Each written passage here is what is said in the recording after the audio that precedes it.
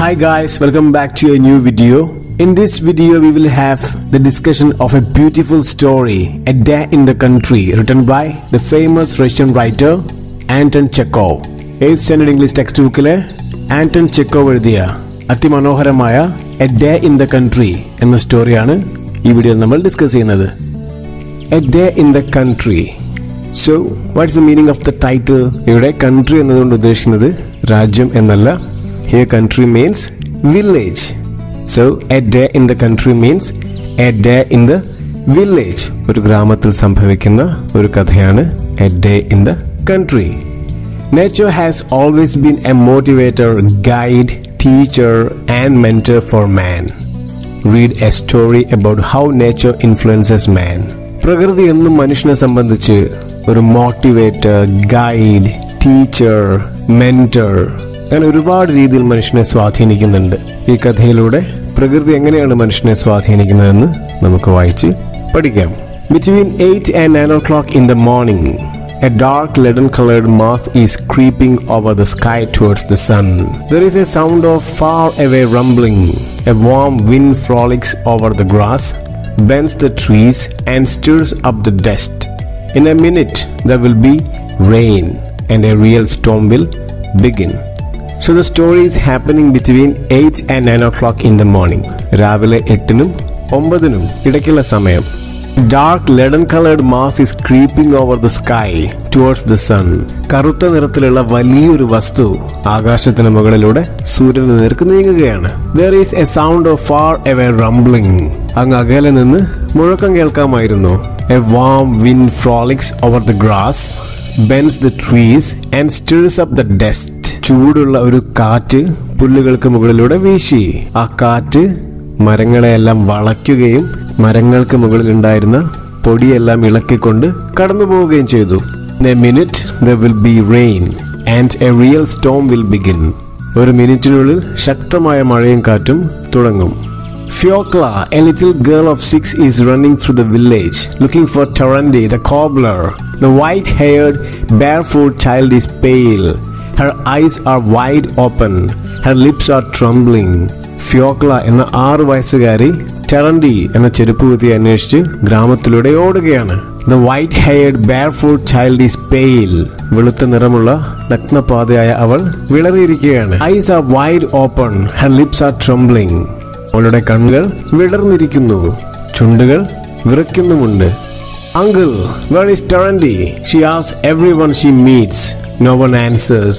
They are all preoccupied with the approaching storm and take refuge in their huts. At least she meets Terenty's bosom friend. Uncle, Terenty എവിടെയാണ്? വഴിയിൽ കാണുന്ന എല്ലാവരോടും അവൾ ഇത് ചോദിക്കുന്നുണ്ട്. പക്ഷേ ആരും ഉത്തരം പറയുന്നില്ല. They are all preoccupied with the approaching storm and take refuge in their huts. ഉടൻ പെയ്യാൻ പോകുന്ന മഴയെക്കുറിച്ചോർത്ത് അവരെല്ലാം തന്നെ അവരുടെ കുടിലിൽ എത്തിപ്പെടാൻ ധൃതി കാട്ടുകയാണ്.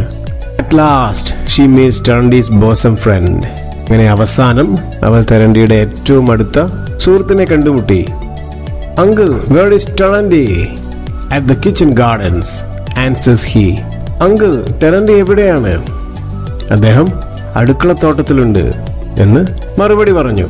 The girl runs behind the huts to the kitchen gardens and there finds Terenty, the tall old man with a thin, pock-marked face, very long legs and bare feet. Dressed in a woman's tattered jacket, he is standing near the vegetable plots, looking with drowsy eyes at the dark storm cloud. On his long crane-like legs, he sways in the wind. The Fyolka runs behind the huts to the kitchen gardens and there finds Terenty. കുടിലുകൾക്ക് പുറകിലൂടെ ഫ്യോക്ല ഓടി അടുക്കളത്തോട്ടത്തിൽ നിൽക്കുന്ന ടെറന്റിയെ കണ്ടെത്തി. The tall old man with a thin, pock-marked face, very long legs and bare feet, dressed in a woman's tattered jacket, is standing near the vegetable plots, looking with drowsy eyes at the dark storm cloud. So what kind of a man was Terenty? Yeah, അദ്ദേഹം നല്ല ഉയരമുള്ള പ്രായമായ ഒരു വ്യക്തിയായിരുന്നു. മുഖത്ത് മുറിവുണങ്ങിയ പാട്, നീണ്ട കാലുകൾ, നഗ്നപാതനായിരുന്നു അദ്ദേഹം. സ്ത്രീകൾ ഉപയോഗിക്കുന്നത് പോലെയുള്ള കീറിപ്പറഞ്ഞ ഒരു ജാക്കറ്റ് അദ്ദേഹം ധരിച്ചിരുന്നു.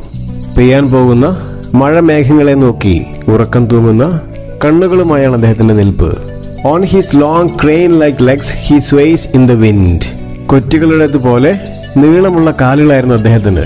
ശക്തമായ കാറ്റ് വീശുമ്പോൾ അദ്ദേഹത്തിന്റെ ശരീരം ഇളകി ആടുന്നുണ്ട്.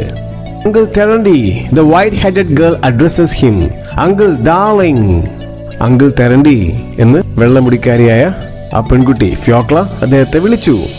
Uncle darling, എന്റെ പൊന്നങ്കിളെ. Terenty bends down to Fyokla and his grim face is overspread with a smile, such as come into people's faces when they look at something little foolish and absurd but warmly loved. Terenty കുനിഞ്ഞുകൊണ്ട് ഫ്യോക്ലയെ നോക്കി. അദ്ദേഹത്തിന്റെ ഗൗരവമേറിയ മുഖത്ത് ഒരു ചിരി പടർന്നു. തീരെ ചെറുതോ വിഡ്ഢിത്തം നിറഞ്ഞതോ അബദ്ധമായതോ എന്നിരുന്നാലും ഏറെ പ്രിയപ്പെട്ടതോ ആയ എന്തെങ്കിലും കാണുമ്പോഴുള്ള ചിരിയായിരുന്നു അത്. Ah, Fyokla, he says, lisping tenderly. Where have you come from? Ah, Fyokla, നീ എവിടെ നിന്നാണ് വരുന്നത്? സ്നേഹത്തോടെ കൊഞ്ചിക്കൊണ്ട് അദ്ദേഹം ചോദിച്ചു. Uncle Terenty, says Fyokla with a sob.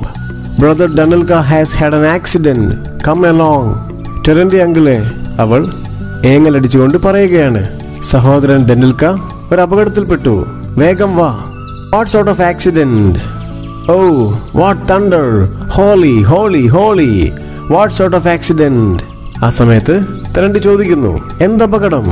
ഓ, എന്തൊരു ഇടിമുഴക്കമാണിത്! Holy, holy, holy! എന്താണ് അപകടം പറ്റിയത്? In the count's corpse, Danilka stuck his hand into a hole in a tree and he cannot get it out. Come along, uncle. Do be kind and pull his hand out. Count's corpil ഡെനിൽക്കയുടെ കൈ ഒരു മരപ്പത്തിൽ കുടുങ്ങിയിരിക്കുകയാണ്.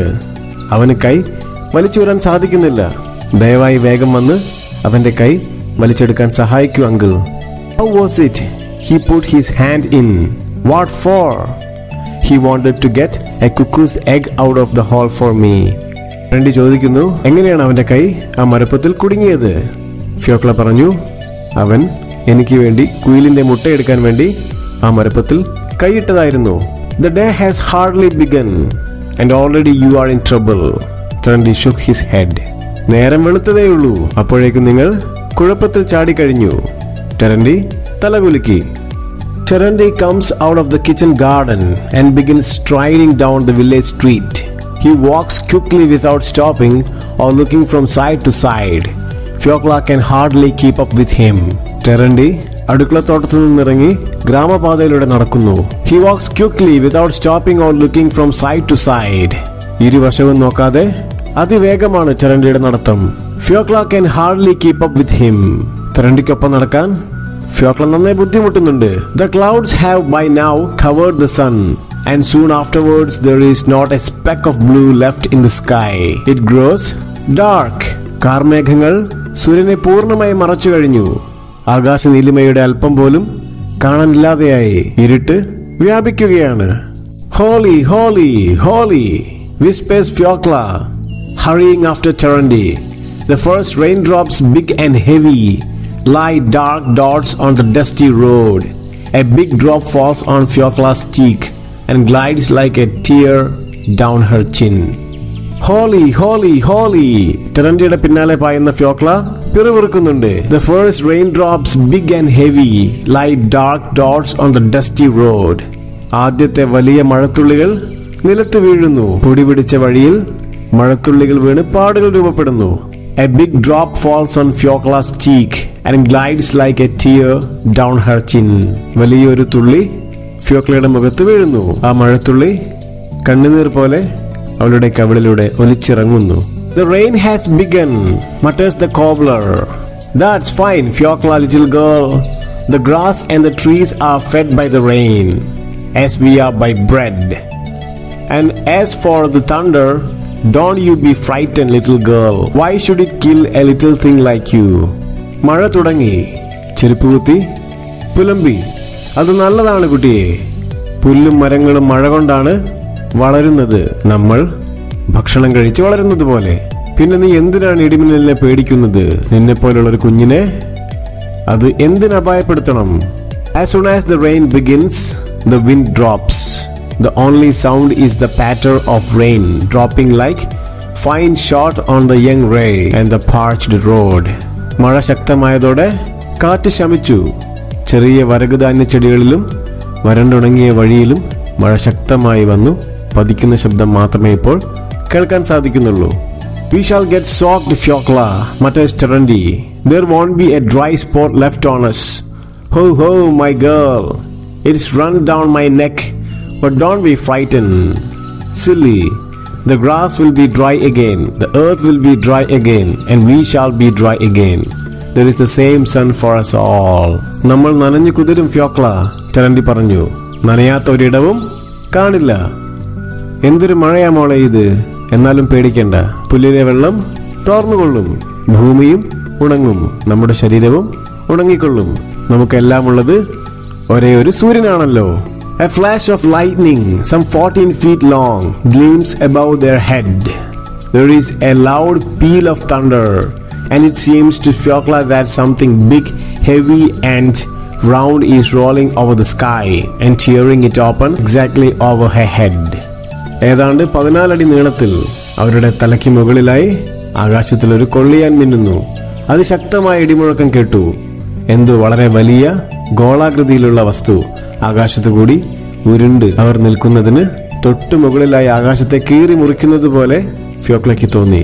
Holy, holy, holy, says Terenty. Don't be afraid, little girl. It is not from spite that it thunders. Holy, holy, holy, Terenty പറയുന്നു. പേടിക്കണ്ട കുഞ്ഞുമോളെ, ഇടി മുഴങ്ങുന്നത് നമ്മോടുള്ള വിരോധം കൊണ്ടൊന്നുമല്ല. Terenty's and Fyokla's feet are covered with lumps of heavy wet clay.